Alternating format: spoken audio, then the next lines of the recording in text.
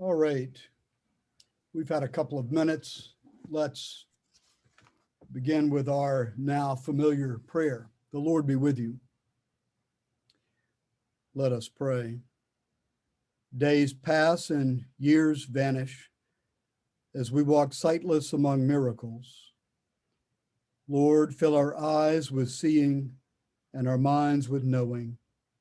Let there be moments when your presence, like lightning, illumines the darkness in which we walk. Help us to see wherever we gaze that the bush burns unconsumed. And we, clay touched by God, will reach out for holiness and exclaim in wonder, how filled with awe is this place, and we did not know it. How filled with awe is this place, and we did not know it. Good morning. We have in fact reached the end of our study of the chapter of John. I hope it's been interesting and at least provided a different perspective from which to look at the gospel. I think I've been particularly fascinated by the new, even for me, awareness of how much the symbolism utilized by John reaches back into tradition, reaches back into the Hebrew scriptures, and how rich that seems to make it. So it seems fitting then that we would, on our last day, ask a question about whether this chapter actually belongs in the Gospel of John. You're more familiar with the appended ending in Mark, I suspect, but there is some question among scholars as to whether chapter 21 of John, Jesus's appearances on the shore of Lake Tiberias, also known as the Sea of Galilee, is part of the Gospel of John. If you look at the end of chapter 20, it kind of looks like a conclusion. We're winding up. I've told you about all these signs. There's a lot more. I don't have time to tell you now, but it would take books to do that. And then the next chapter begins with, and the next day Jesus appeared on the beach. It's kind of like that, what is it, First and Second Kings, where the one book ends with the Israelites having slayed all the inhabitants of the new land, of the promised land, and the next book enters with them talking to them. It has that same kind of odd juxtaposition to me. But at any rate, I would like to look at that because I think it yields a good frame for looking at that 21st chapter. So in addition to the idea that it looks like a conclusion, the end of the 20th chapter, it also functions like a conclusion. We have studied chiastic structure and mandalas and cruciform connections, and I know that you have internalized all of those structural aids.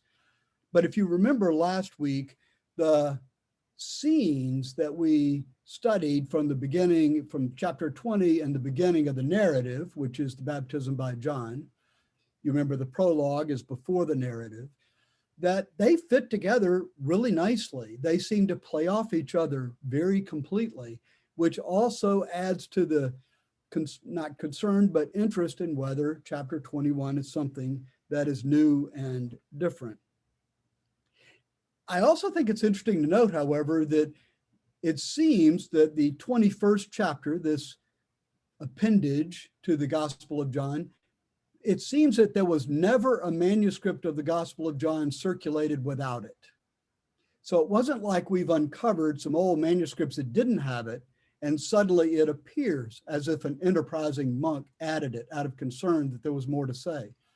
Instead, the fourth Gospel appears to have always had it, which raises the question of whether it serves as an epilogue. If there is a prologue, which kind of sets out the themes that will be explored in depth in the narrative, does this serve as an epilogue? And if so, why is it there? There are two parts to it. They're fairly clearly delineated. In the first part, Jesus directs the disciples to catch fish. And in the second part, he invites then he invites them to have breakfast with him. So that's the first part. He goes out, tells them how to fish, though they've been doing it all their life, and in fact, all night. He nevertheless tells them that you just forgot to throw the net on the other side of the boat. And then he invites them to have breakfast with him. The second part really focuses more on Peter, where Jesus interrogates Peter and then asks Peter to follow him. So I'm going to run through these two parts. With respect to the first part, the catching of fish, it's intriguing to note that all three synoptic gospels, Matthew, Mark, and Luke, have a story about the calling of the disciples, which is in fact on the shore of the Sea of Tiberias or Galilee. And in all three of them, Jesus tells them that they will be fishers of people. Remember those scenes? He calls them from their nets. He asks them to follow him and says, you'll become fishers of people. Now, you're used to hearing fishers of men, I suppose, but the Greek word is actually anthropos, which means, as I learned in seminary, not a rock. Isn't that fascinating? Anthropos means not a rock, which is to say an animate object or a sentient being. The ascription of gender to it is completely unnecessary and a later thing. So fishers of people is how we will translate that. And then the Luke story, the Luke call story, concludes with a miraculous catch of fish. So all of this imagery that comes in this, what I'll call an epilogue to John, is actually drawn, we think, from tradition, from New Testament tradition. But John, in his subtlety, has placed it in a different part of the structure, right? And given it a different kind of force, I think. He doesn't even say some of the things that the synoptic gospels say. It's as if it's all in the story and you just kind of figure it out. So I think one way to understand the epilogue is that it is in fact a new day. If it's not a continuation of the seventh day of creation, it is an eighth day of creation in which the focus is on the ministry and mission of the disciples. So we have another call, right? He's appropriated the symbolism of the initial call of the disciples to follow him through his walk on earth. And now we have a new call for them to go out and become fishers of men after he ascends into heaven. Now, you will remember in that great catch of fish, it's said that there was 153 fish that are caught. And while I'm confident you've read very sophisticated numerological analyses of what 153 means, I find the most persuasive one to be simply that it was thought in the known world, or at least there's evidence that in the ancient world at this time, they thought that there were 153 varieties of fish. So it's not about anything other than everybody. That's what that means. Everybody. When we caught 153 fish, we got some of everything there. All right. I said it was about a new commissioning, but it doesn't have the words that Matthew, for example, Matthew 28:19 has, right? That I want you to go out and make disciples of all nations, baptizing them. It doesn't say anything that explicit. Instead, it's just in the narrative. But this makes me wonder, how do we think about evangelism? That Great Commission is there. I'm about to go into great depth about why this is functioning in the same way. But today, as Episcopalians, what do we think about evangelism? How is it that we would go out and spread the word, go out and shine the light of Christ, which is exactly what Christ is calling these disciples to do? How do we do that? Anybody want to venture a thought? Do we do that?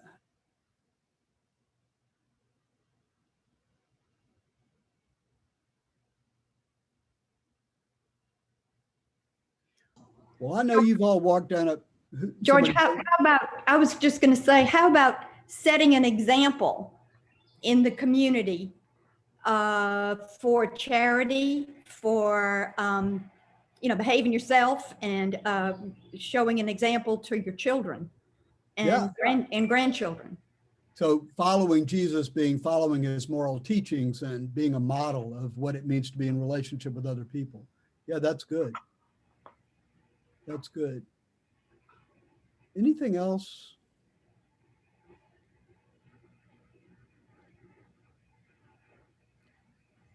I want to say that I think we as people of faith make two basic assumptions.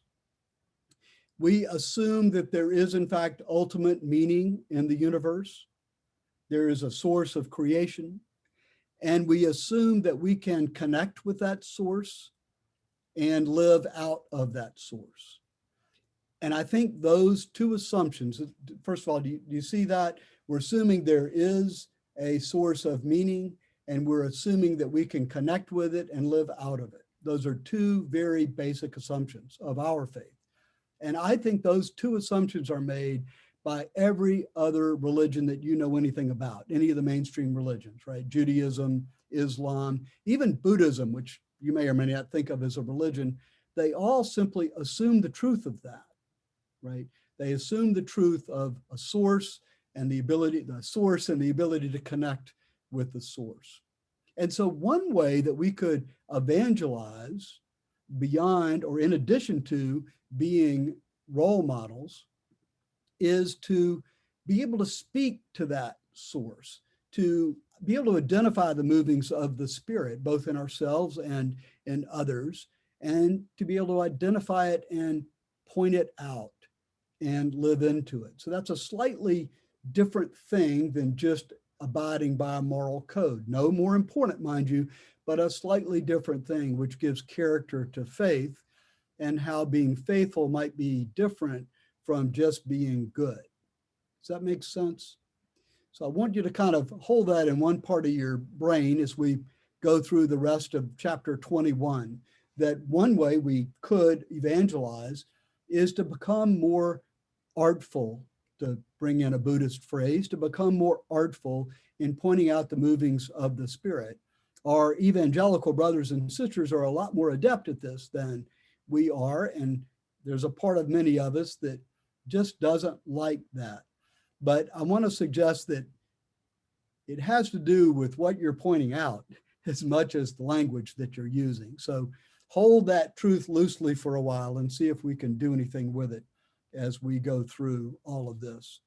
Because John really does encourage the disciples to move the light of Christ out into the world, saying that through this light, all of humanity will be drawn to him. You remember that in the 12th chapter of John, Jesus talks about being raised up, so all the world will be drawn to him.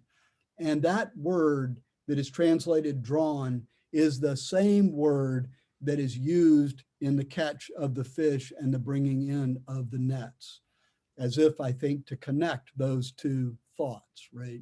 What is it that draws us together?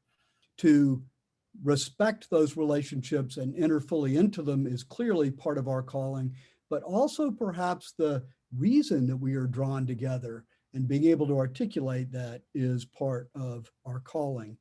Not in signs held up in the street corner, which offer prophetic messages from the Old Testament, right? That's not what I'm talking about. Not in, berating the person next to you on the airplane about whether they've been saved or not, but instead a more Anglican and subtle sense of being able to identify the Spirit and being able to help other people identify the Spirit. To elaborate on that quickly, I think that our awareness of our failings, so those times when we fail to live up to the moral code that we hold up as being the right one, is often a sign of the interactivity of the Spirit. Not the fact that we failed, but our awareness of those failings.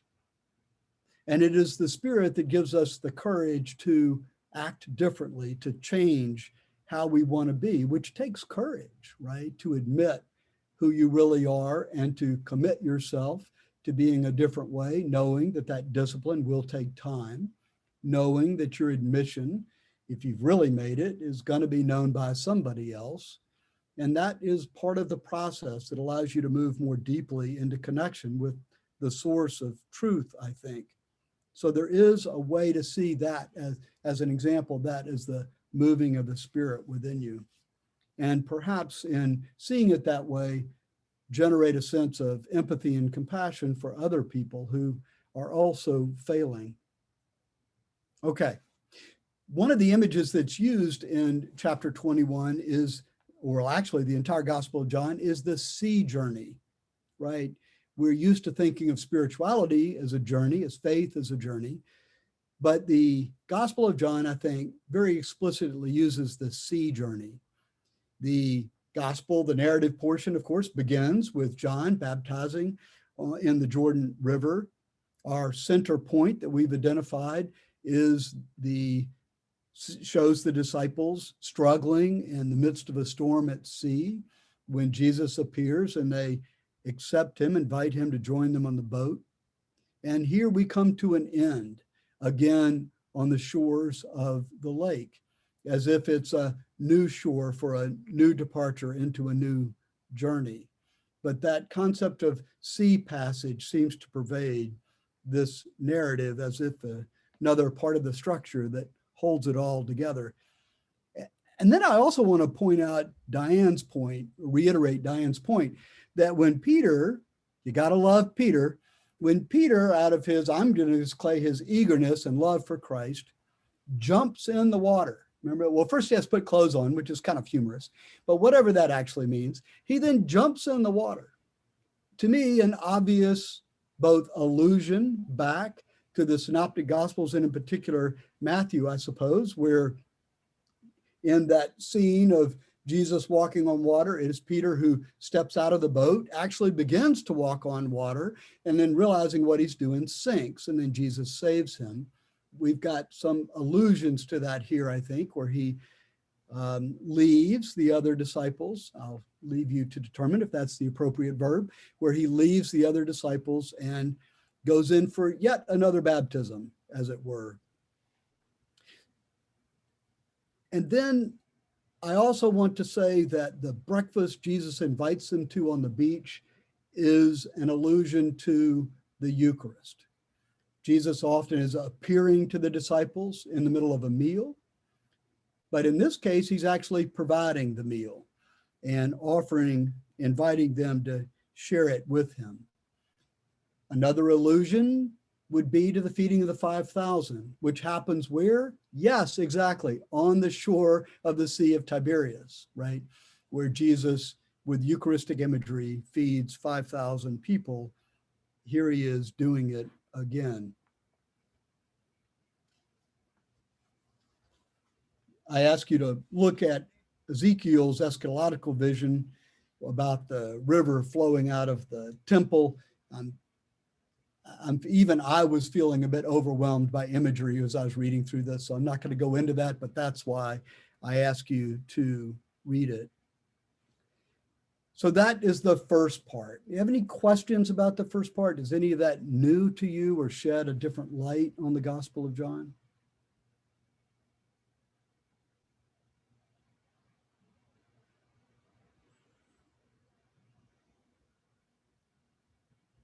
Okay. The second part then begins with the interrogation of John. I don't mean that with pejorative connotations, as if he's being hauled by the police into some kind of room with a one-way mirror. I just mean to say that Jesus is engaging John in a dialogue, and I believe for a purpose, right? So one thing he says in the 15th verse is, "Do you love me more than these?" Now, Peter just jumped into the boat and he swam to shore and he's all full of some kind of energy. And Jesus says, "Do you love me more than these?" Now, what do you think Jesus was talking about? Was he saying, do you love me more than these things, the life you've gotten used to, boats and nets and fish and all of the other things that were part of your former life? Or was he saying, do you love me more than these other disciples, the ones you just left behind in the boat? Do you love me more than they love me, and that's why they didn't jump in too? Or do you love me more than you love them? You see the difference in those three interpretations? Do you love me more than your past life?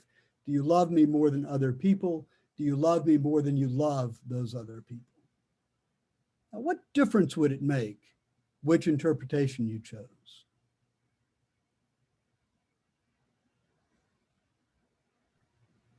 As far as, going and spreading the word, or, it would make a huge difference. Okay, so it's just Jesus and me, and the rest of you, well, I'm supposed to love him more, so I'm not supposed to love you as much, And whatever I'm supposed to, I certainly do. Yeah. So you like the interpretation best that do you love me more than you love the other disciples? Is that the most powerful one to you? I would include, do you love me more than fishing and all of that, more so than the people? Are you going to put my mission of telling others ahead of fishing? Yeah.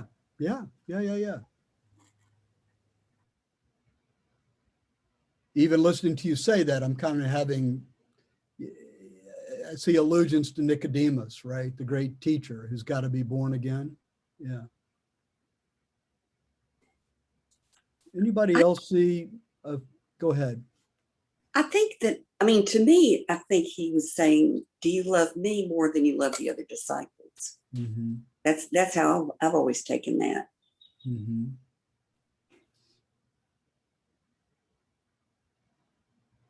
And what does that, if you don't mind sharing, what does that mean to you that that's the most powerful interpretation?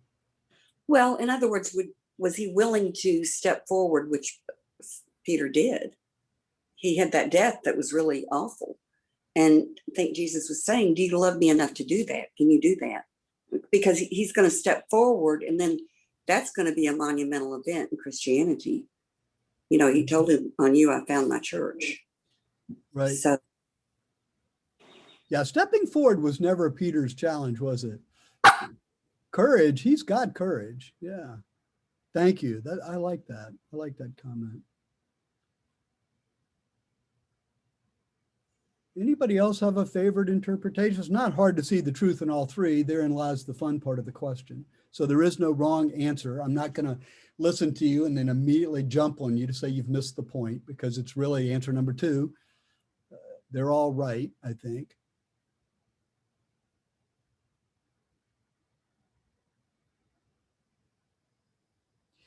Well, let me just say that I think this is part of the subtlety of John, that you're left as you live with the gospel more, there are layers and layers and layers, and you won't exhaust them all. And there is truth to all three of these interpretations. I think the one that I want to talk about more today is the one you guys have kind of settled on, but that's not to say it's right, though I love you both. That's not the point.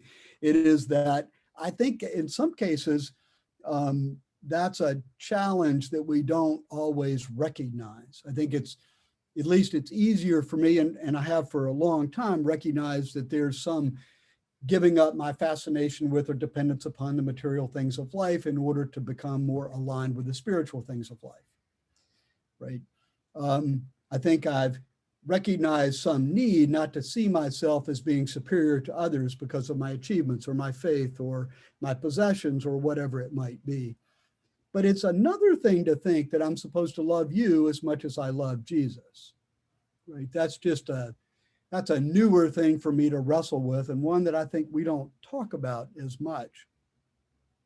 But if that's the interpretation you go with, then it kind of shines a different light for me, and for Barnhart, of course, on the conversation that Jesus and Peter have. Remember, Jesus says, Peter, do you love me? And we've often thought of that as being Jesus offering forgiveness to Peter for the denials, the 3-4 denials around the fire, right? So he gives him 3 opportunities to say, I love you. You've heard sermons, even from me, about how the words that are translated love 3 times actually in Greek mean different things. And so the first Jesus is kind of moving from a higher to a lower form of love in an effort to meet Peter where he is, moving from agape to some form of friendship. I no longer believe that's helpful, by the way, so I'm sorry that I preached that to you as many times as I did, but I now believe that you can't rank the loves that way.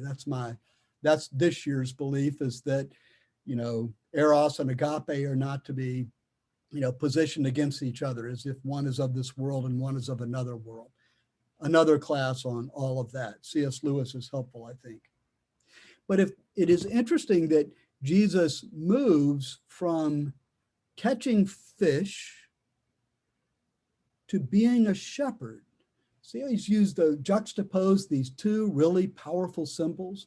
You're going to be fishers of men, and we've got all of this rich material to understand what that means. And then he goes back and pulls out what I think is one of the greatest images of the Gospels, and that is being a shepherd. Feed my sheep, he says.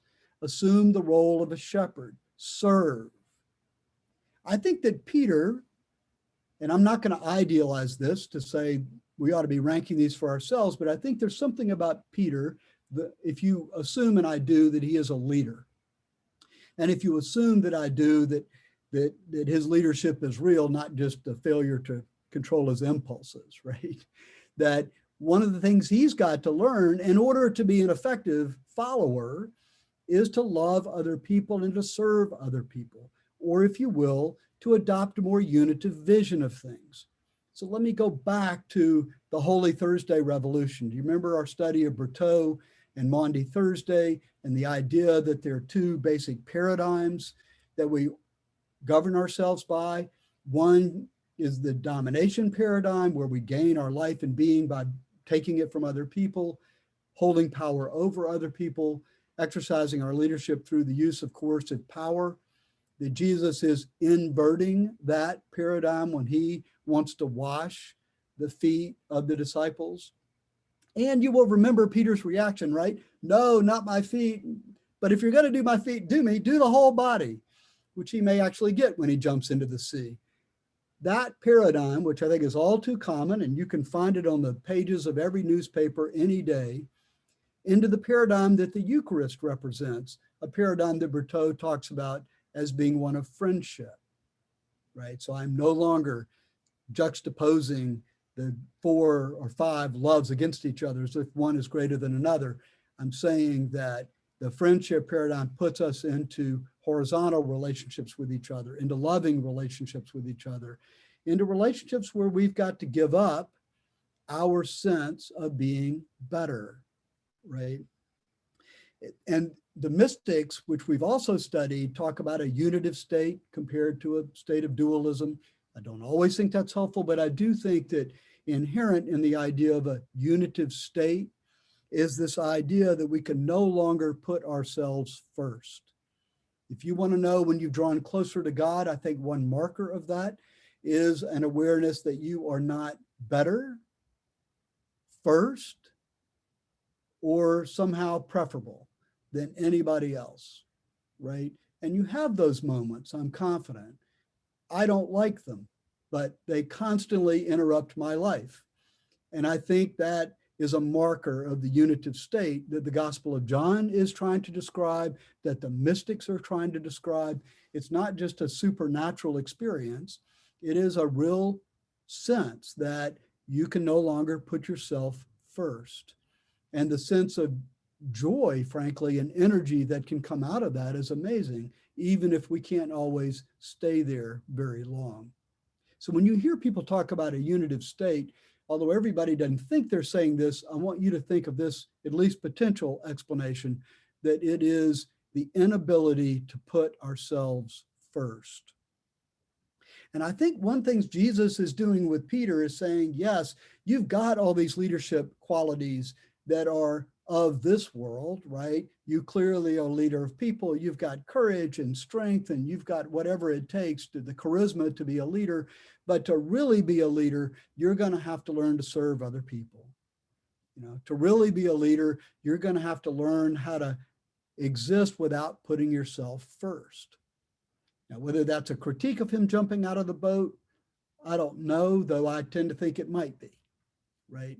Or at least an effort to have him recognize the consequences of his behavior, which I think is a valuable lesson in and of itself. Whether it was wrong to do something might have to do with your intent, but another judgment that we use if we're doing an ethical analysis is what effect does your behavior have on other people, right?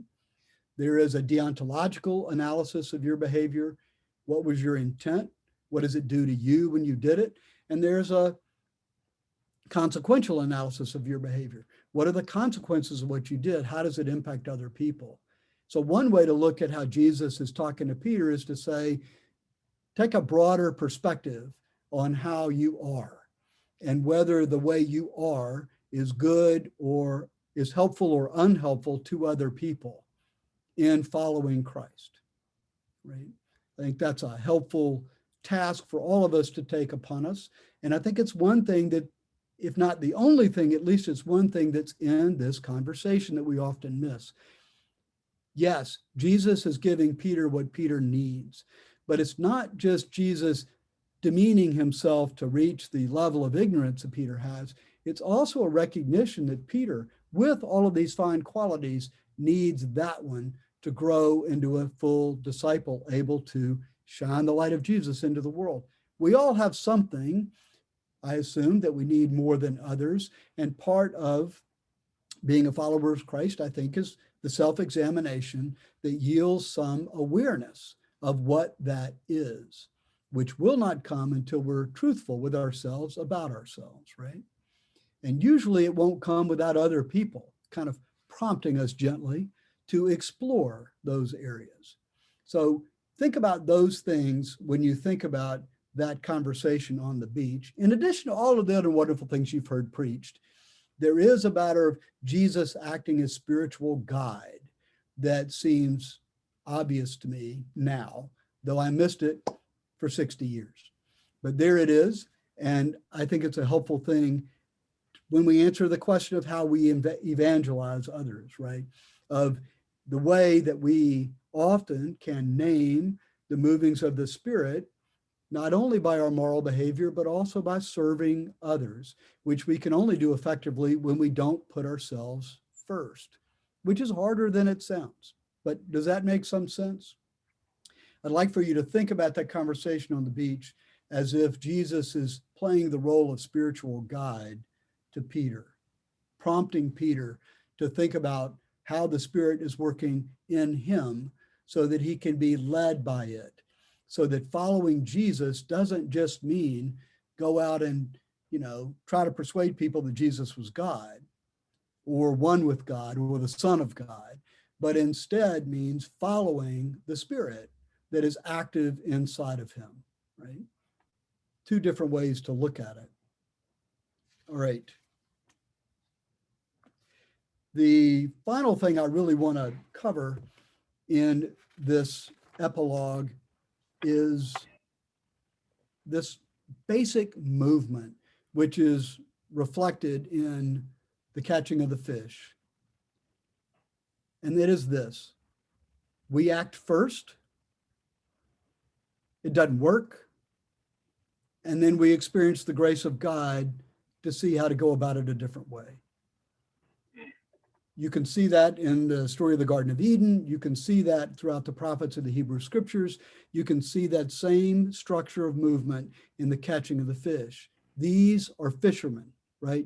They have been fishing all night by their own labors unsuccessfully. It's not that they didn't know what they're doing,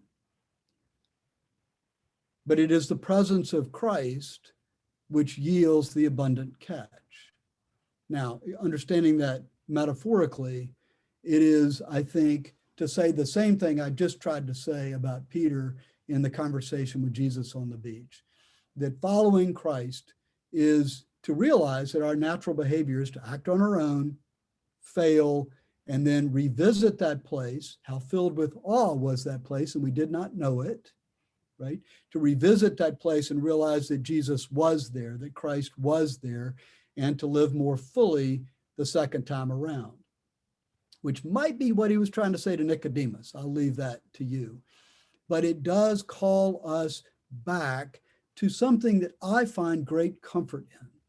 Not that I screwed up at this stage of life, that seems pretty obvious, but that Christ was always there, that God was always there. I may have missed it. I may have only recognized part of it, but Christ was there. My feeling of being separate from God was kind of an illusion, really.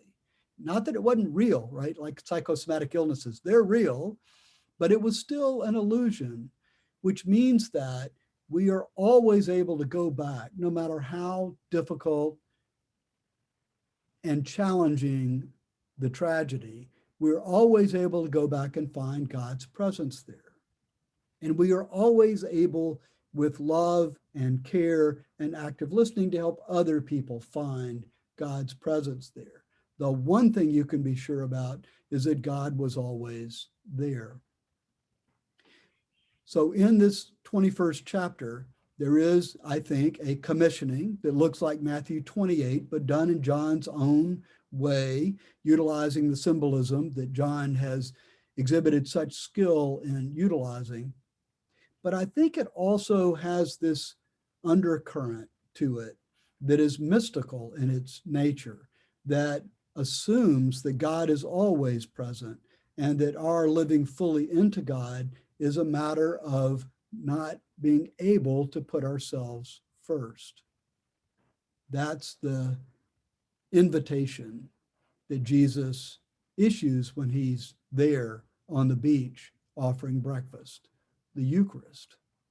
And it is out of that invitation that I think the disciples go forth and somehow make an impact on the world. I mean, if you think about it, I know we tend to blame it on Constantine, but it's frankly amazing that whatever happened, these folks went out and then Christianity emerges out of it.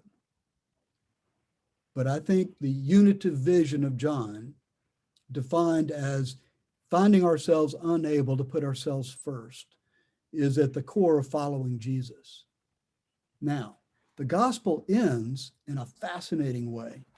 At the end of the gospel, we hear this. Jesus says, "Follow me," to Peter. And then Peter, obviously not getting it all just yet, says, Peter turned and saw the disciple whom Jesus loved following them. He was the one, the disciple that Jesus loved, who would recline next to Jesus at supper and said, "Lord, who is it that is going to betray you?" When Peter saw him, he said to Jesus, "Lord, what about him?" Jesus said to him, "If it is my will that he remain until I come, what is that to you? Follow me." I think that's interesting, as if there is one calling to follow Jesus and another calling to remain until Jesus comes again, right? To remain until Jesus comes again. And there was some sense that the disciple was never going to die, but I don't think that's what they're talking about here. But John and Jesus are often compared to show different approaches. I would read that in light of what I've already said to you, to say that John's got different gifts from Peter. John is not called to follow Jesus the way Jesus has described for Peter. John is there in a different way. I assume John goes to a monastery after this. I don't know, but I mean, John's there in a different way, and his sense of love for Jesus radiates a different energy and is equally valuable in the commission that the 21st chapter offers in the evangelization of folks by the spreading of the light of Christ into the world. All right, so the 21st chapter of John, I think it belongs in the gospel. The gospel's never been circulated to our knowledge without it.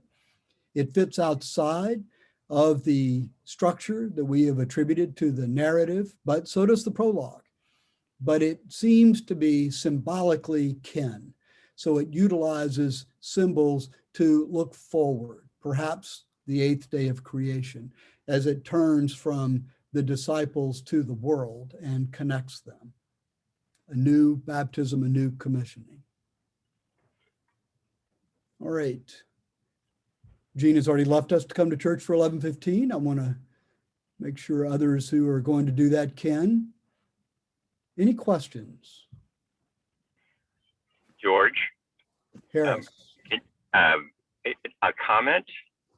You know, going back to your three views of what Yes. Jesus was saying to Peter, I think the one that really resonates with me the most is the third one, which I would, to paraphrase it as I get it now, is, do you love me more than you love them?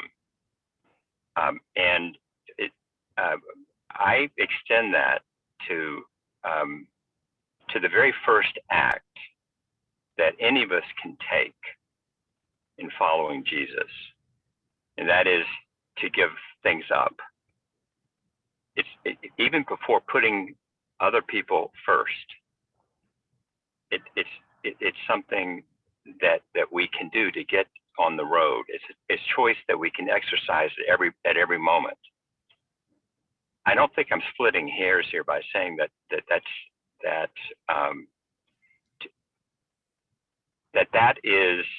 begins the journey, and that's what Jesus is speaking to. And it's a choice that we can make at every point in our lives.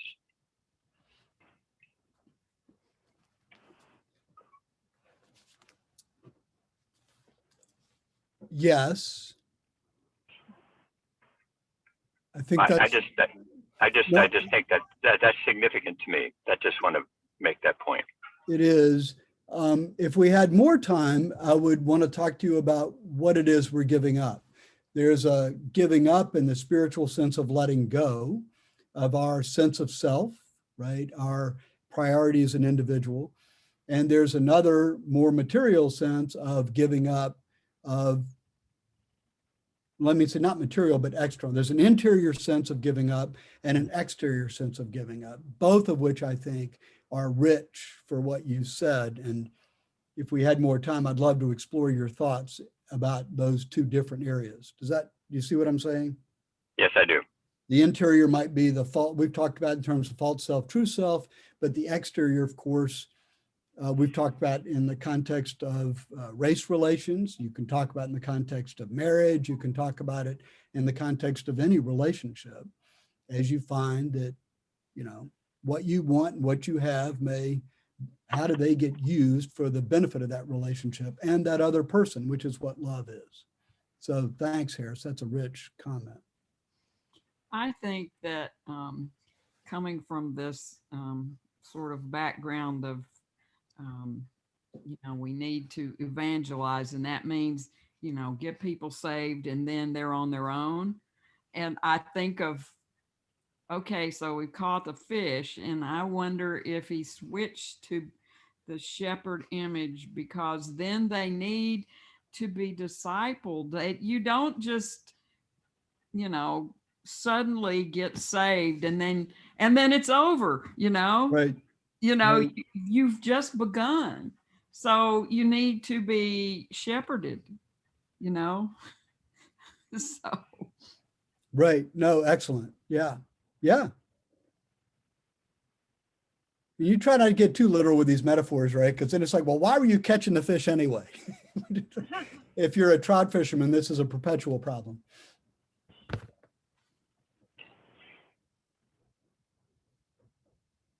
Other thoughts about, what about the Gospel of John at large, or the way we've approached it? Has that been helpful? Fascinating, but I don't. I would say yes, quite a bit. The way we've approached it has been very illuminating for me.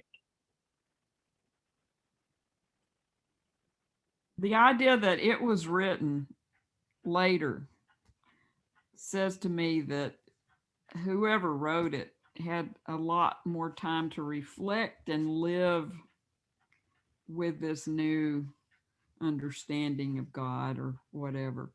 And so we get the benefit of that. Yeah. Yeah. I wonder, I mean, who knows, but I also wonder if, the the beauty of the four, you know, the joke about that little cartoon, I've shown it to you before, where Jesus is standing up on the hill and there are four people out there and he says, listen up, I don't want four versions of this thing floating around. But that we have four gospels, not just because they didn't hear Jesus correctly, but because they've applied or are observing the presence of Christ in their respective communities. So it's going to be inherently different and gives us this rich kind of perspective by virtue of being different. I've also suggested to you that the number 4 is important, and that those gospels may in fact address 4 different questions, which happen to be the 4 questions of the Seder meal in effect at that time, not today. I don't know how true that is, but I think it's all interesting.